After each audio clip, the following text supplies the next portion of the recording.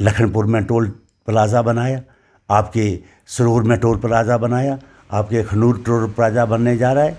अगर इनका बस चले तो हर एक घर के बाद टोल प्लाज़ा बनाएंगे। हमने ये कहा है आपके सामने कि अगर हमारी सरकार बनेगी, सबसे पहले हम टोल को हटाएंगे, सबसे पहले हम टोल को हटाएंगे। ये मेरा आपके साथ कहना है और मैं इस बात पर स्टैंड करूँगा। कर्नल बनता है, वो ब्रिगेडियर बनता है, उसके बाद जनरल बनता है। हम तो ऑलरेडी जनरल थे, जनरल से सिपाही बना दिया। आपने वादा किया था राम मंदिर बनेगा, बन गया। आपने वादा किया था 370 हट जाएगी, हट गई। जो ये बयान दे तिरंगे वाले, वो खुद फेस करें, हमारा कोई उसके साथ लेना देना नहीं है। फारूक अब्दुल्ला सबसे बड़ा नेशनलिस्ट है, इसमें कोई दो राय नहीं। लेकिन फारूक साहब ने भी कहा था कि 370 को तोड़ने के लिए अगर चाइना की भी मदद लेनी चाहे तो। लोग उस वक्त का इंतज़ार कर रहे हैं कि कब वो वक्त आए कि वो अपनी भड़ास जो है वो निकाल सकें। अगे तो तुसें डोगरी जबान गल करने वाला इत्थै तामल वाला गल करेगा, मद्रासी ये गल करेगा, अपनी जबान च गल करेगा। तो ये सारा सिस्टम को धर्म भर इन्होंने कर दिया। जम्मू कश्मीर के काफ़ी इश्यूज हैं जिस पर बात करना बहुत ज़रूरी है, और ये बात हम कर सकते हैं रीजनल पार्टी से, ये बात हम कर सकते हैं लोगों से, जम्मू कश्मीर के लोगों से। वो क्या सोचते हैं एक पॉलिटिशियन के बारे में, और पॉलिटिशियन किस तरह से आने वाले जम्मू कश्मीर को देखता है। जिस तरह से जम्मू कश्मीर में हर रोज़ एक नई डेवलपमेंट होती है, हर रोज़ नया कुछ बताने को रहता है हमारे पास। क्या माहौल रहेगा, क्या सियासी गलियारों में हरकत चल रही है, इन सब पर जानकारी के लिए मेरे साथ हैं आज सुरजीत सिंह सलाथिया साहब, नेशनल कॉन्फ्रेंस के सीनियर लीडर हैं और कई बार मंत्री भी रह चुके हैं। इनसे बात करते हैं, जानते हैं कि जम्मू कश्मीर किस ओर जा रहा है और जो सियासी गलियारे हैं वो किस तरह से करवट ले रहे हैं। सलाथिया साहब, बहुत बहुत स्वागत है आपका। सबसे जो मेन इशू है जिस पर जम्मू कश्मीर का मुस्तकबिल डिपेंड करता है, आइडेंटिटी डिपेंड करती है, वो है लैंड लॉ। जो नया लैंड लॉ है, किस तरह से देखते हो आप इसको? क्योंकि जब 370 और 35 में बदलाव किए गए थे, डोमिसाइल इंट्रोड्यूस किया गया, तो ये कहा गया था कि फ़िक्र मत कीजिए, आपकी जॉब्स और लैंड सिक्योर हैं। लेकिन इस तरह का जो लॉ इंट्रोड्यूस किया, क्या लगता है आपको? सबसे पहले तो मैं आपके माध्यम से जम्मू कश्मीर के अवाम को ये संदेश देना चाहता हूँ कि जब इस रियासत में 370 और 35A को हटाया गया तो लोगों ने खुशी का इजहार किया। हम लोगों की खुशी के साथ हैं। अगर उन्होंने खुशी का इजहार किया तो हमने भी कहा कि इनका अगर लोगों की चाहत है कि ये नहीं रहना चाहिए, हुआ। लेकिन हम उस समय लोगों को ये कहते थे कि 370 हटाने से ये कि 1927 में महाराजा के वक्त में हमें एक कब्ज़ मिला था रियासत जम्मू कश्मीर के अवाम को, कि हम अपनी यहाँ की ज़मीन और यहाँ के लोगों का रोज़गार को महफूज रख सकें। 370 में कोई स्पेशल चीज़ थी नहीं। ये था कि कोई आदमी बाहर से ज़मीन नहीं खरीद सकता और कोई आदमी बाहर से आके यहाँ सर्विस नहीं कर सकता। उसी सिलसिले में जब इसको हटाया गया, उसके बाद इन्होंने कहा कि मैं तो आपको ये कहना चाहता हूँ कि उस समय के कद्वर नेता जो भारतीय जनता पार्टी में हैं, जिन्होंने इस बात के लिए कहा कि हम आपकी ना ज़मीन जाने देंगे, ना यहाँ का रोज़गार जाने देंगे। मुझे याद है। तो उनके बड़े इंटरव्यूज़ भी जो हैं वो कई चैनलों पे मैंने देखे। मैं उसी के हवाले से आज ये बात करना चाहता हूँ कि आज वो लोग कहाँ हैं, जबकि लैंड लॉज के अंदर ये कहा गया कि आपको डोमिसाइल की ज़रूरत नहीं है, आपको सिर्फ आधार कार्ड चाहिए, उसके मुताबिक आप ज़मीन लेके अपना मकान यहाँ बना सकते हैं। आज मैं उन लोगों से पूछना चाहता हूँ कि जो लोगों के साथ उन्होंने वादा किया था, उस वादे का क्या हुआ? आज जहाँ रियासत के अंदर रोज़गार, जो बच्चे हमारे लाखों की तादाद में ग्रेजुएट और पोस्ट ग्रेजुएट और टेक्निकल जिन्होंने ट्रेनिंग्स की हैं, आज तक वो लोग बच्चे हमारे जो हैं वो आज बेरोज़गारी के आलम पे हैं और किस हालत में हैं उसकी तरफ किसी का ध्यान नहीं है। अगर यहाँ की हमारे नौजवानों को यहाँ का रोज़गार भी छीन लिया जाएगा, जहाँ की ज़मीन भी हड़प ली जाएगी तो हम जाएंगे कहाँ। डोगरा जो लोग हैं, इनकी एक आइडेंटिटी थी। आप भी उस डोगरा में आते हैं, मैं भी उसी में आता हूँ, बाकी लोग भी जो जम्मू प्रांत के लोग रहने वाले हैं, सब डोगरों की पहचान से जाने जाते हैं। हमारी आइडेंटिटी पे हमला है, हमारी शनाख्त पे हमला है। आज आपको डोगरा कहीं मिलता है, डोगरी जबान से गल करने वाला लगभग अगे तो तुसें डोगरी जबान गल करने वाला इतना तामल वाला गल करेगा, मद्रासी गल करेगा, अपनी जबान च गल करेगा। तो ये सारा सिस्टम को धर्म भर इन्होंने कर दिया।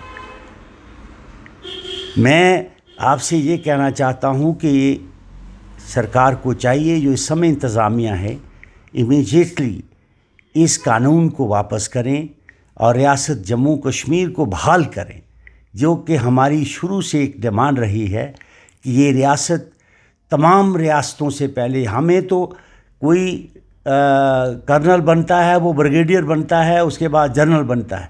हम तो ऑलरेडी जनरल थे, जनरल से सिपाही बना दिया। हमारी रियासत सदियों पुरानी रियासत थी, इसके इन्होंने यूटी बना के इस रियासत को 3 हिस्सों में बांट दिया, तो जिससे इस रियासत की शनाख्त पे एक हमला हुआ, जिसके मुताबिक कुछ लोगों ने, पार्टी के लोगों ने भी इस बात में कहा कि हमारी स्टेट जो है, इसका दर्जा जो है हमें मिलना चाहिए और रियासत जो है एक मुकम्मल रियासत हो, जिसमें हर तबके के लोग यहाँ रहते हैं, हिंदू हो, मुसलमान हो, सिख हो, ईसाई हो, बौद्ध हो, हर किस्म की यहाँ लोग रहते हैं और एक भाईचारे के साथ सदियों से रहते आ रहे हैं। सादी साहब, ये बताएं कि जिस तरह से खासकर हम श्रीनगर की सियासत की बात की जाए, वहाँ जितनी भी रीजनल पार्टी हैं वो एकजुट हैं 370 और 35A को वापस रिस्टोर करने के लिए। नरेंद्र मोदी साहब ने एक भाषण में साफ साफ कह दिया था कि ये पॉसिबल नहीं है, वो ख्वाब देख रहे हैं और लोगों को गुमराह कर रहे हैं, ये पॉसिबल नहीं है।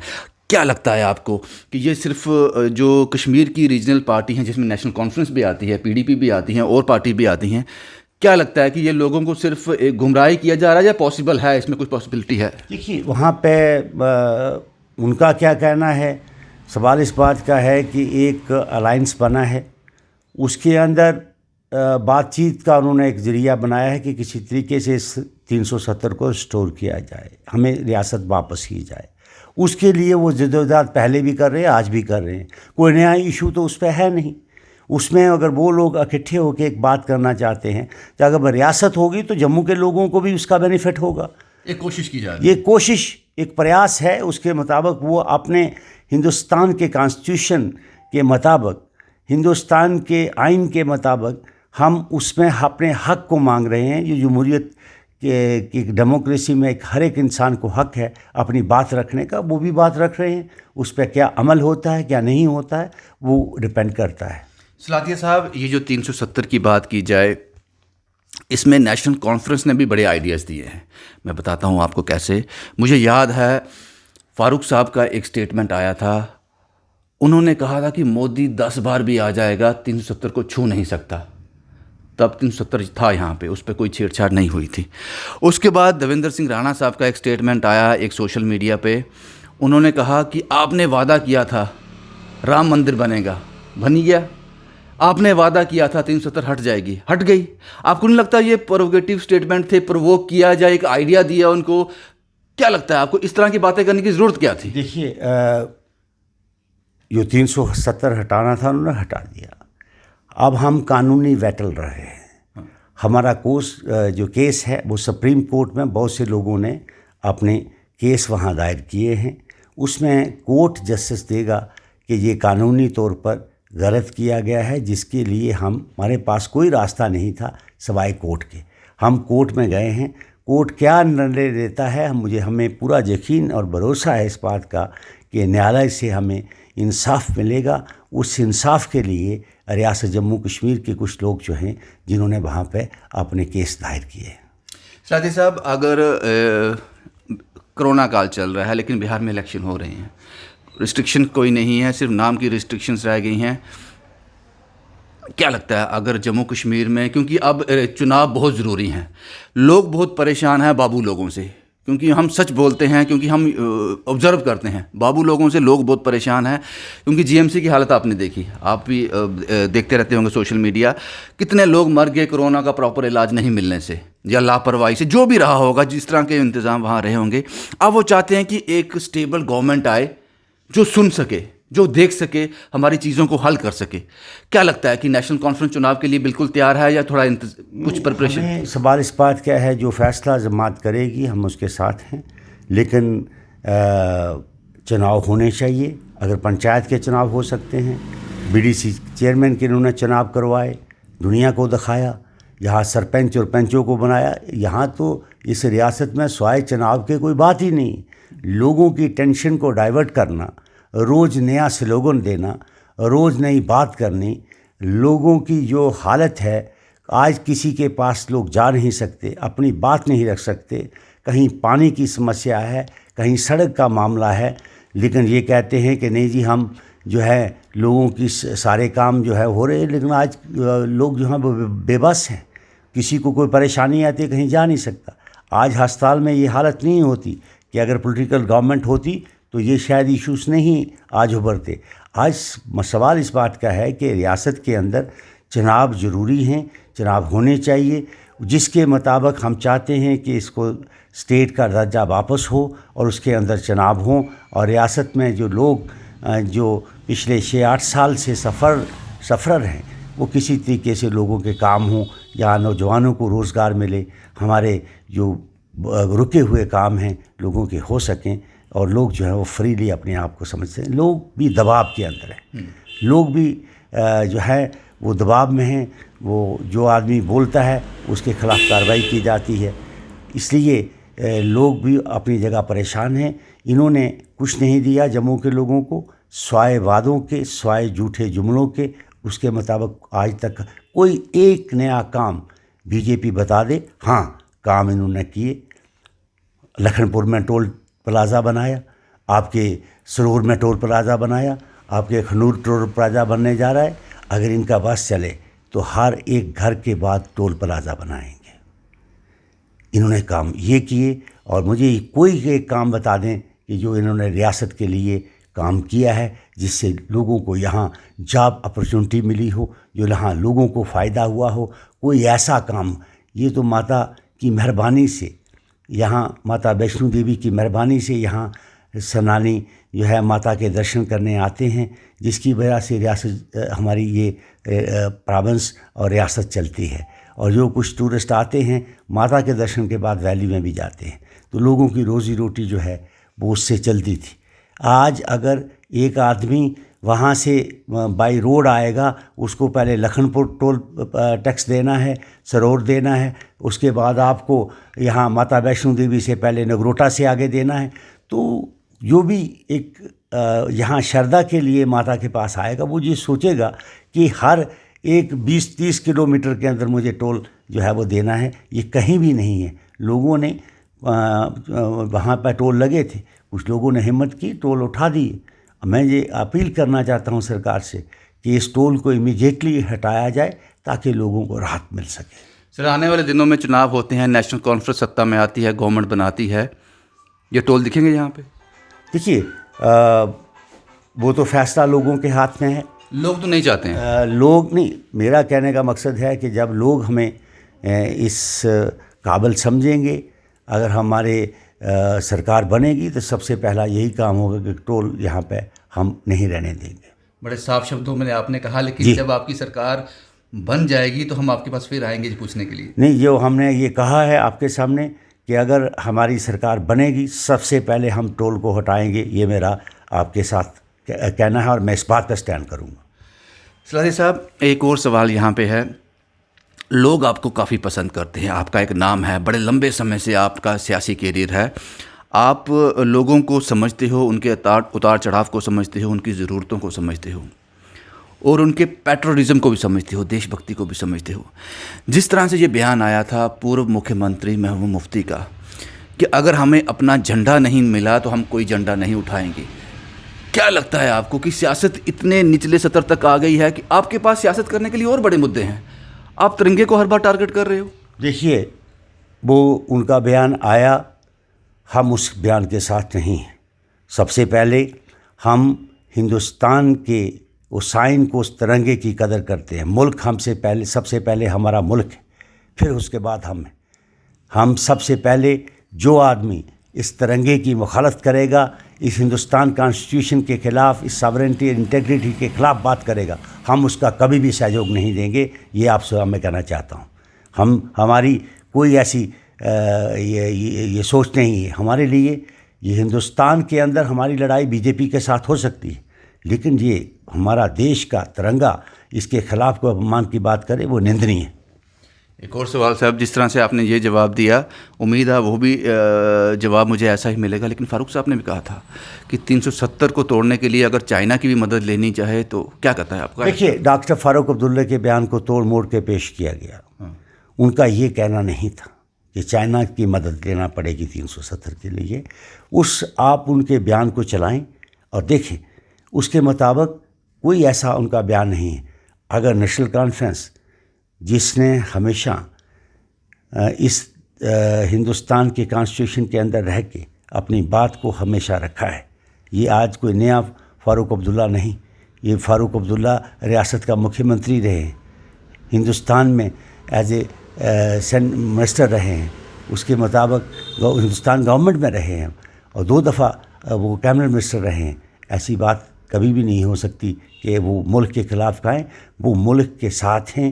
हिंदुस्तान हमारे जमात के लोगों, तिरंगा हमारे सीने पे है। इस तिरंगे की वजह से हमने उस कश्मीर में कितने लोग खोए, वो सारा रिकॉर्ड बताता है कि हम नेशनलिस्ट हैं। हाय, हमें सर्टिफिकेट देने की किसी की ज़रूरत नहीं कि हम नेशनलिस्ट नहीं हैं। हम नेशनलिस्ट हैं, हम हिंदुस्तानी हैं। हम कोई दुनिया की ताकत हमें इस बात के लिए नहीं कह सकती। और हमारी जमात के लोग जो हैं, फ़ारूक अब्दुल्ला सबसे बड़ा नेशनलिस्ट है, इसमें कोई दो राय नहीं। सर, एक आखिरी सवाल ये है कि जम्मू कश्मीर के लोग, हम फील्ड में जाते हैं, लोगों से मिलते रहते हैं, दिक्कत में हैं। जो एक गवर्नमेंट एम्प्लॉय है वो दिक्कत में है। जिस तरह से ये नया कानून आया कि 22 साल उनकी सर्विस हो जाएगी, 48 साल उम्र हो जाएगी, रिटायर कर दिया जाएगा, वो भी मुश्किल में है।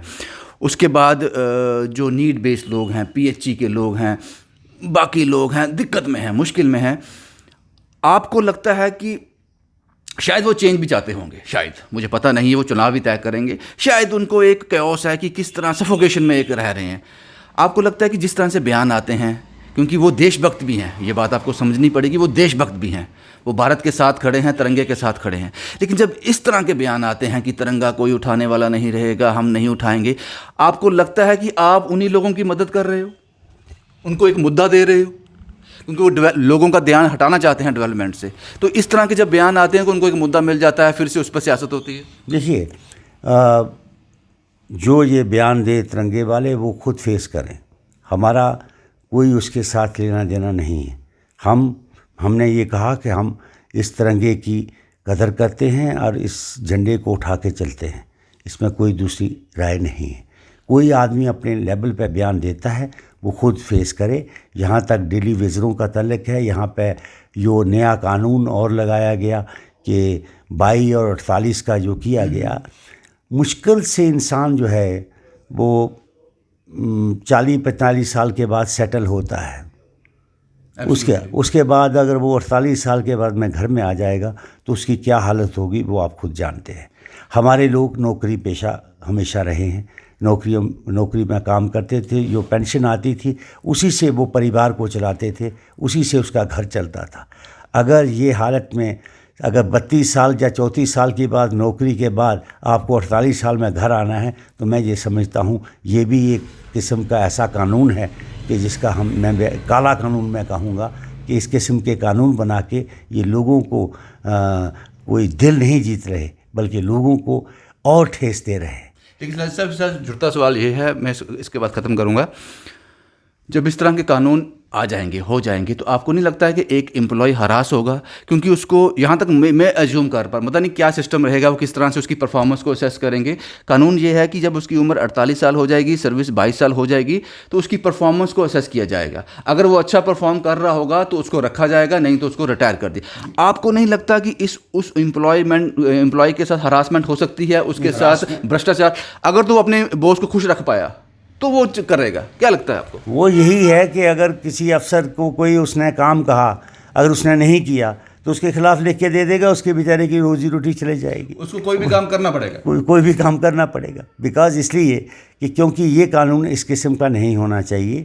अगर जो एज रिटायरमेंट की एज है और जो एम्प्लॉयमेंट की एज है, उस एज में कोई भी ऐसी बात जो है तरमीम नहीं करनी चाहिए, बल्कि सरकार को एवेन्यूज़ देखने चाहिए।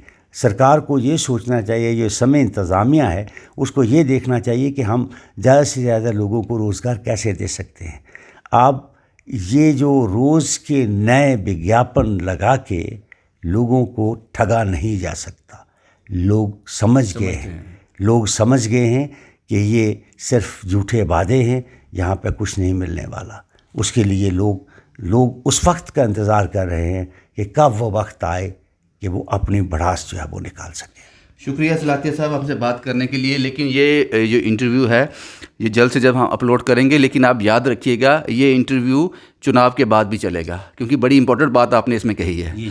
सलातिया साहब ने कहा है कि अगर नेशनल कॉन्फ्रेंस पावर में आती है, सत्ता में आती है, तो टोल प्लाज़ा यहाँ नहीं होंगे, टोल प्लाज़ा यहाँ नहीं होंगे। ये रिकॉर्डिंग हम बड़े शिद्दत से संभाल के रखेंगे और उम्मीद करते हैं कि ऐसा ही हो, ये टोल प्लाज़ों से निजात मिल जाए। भाई यही था सलाती साहब से इंटरव्यू। काफ़ी इश्यूज़ थे जो हमने इनके साथ डिस्कस किए। आगे भी जो डेवलपमेंट होती रहेंगी, क्योंकि जम्मू कश्मीर हर रोज़ एक नई डेवलपमेंट होती है। जो भी डेवलपमेंट होंगी हम ऐसे ही सियासी लोगों के पास जाकर उनका जो विचारधारा है वो आप तक पहुंचाते रहेंगे। जम्मू से शुभम कुमार के साथ Ravindra Singh, the state sentinel के लिए।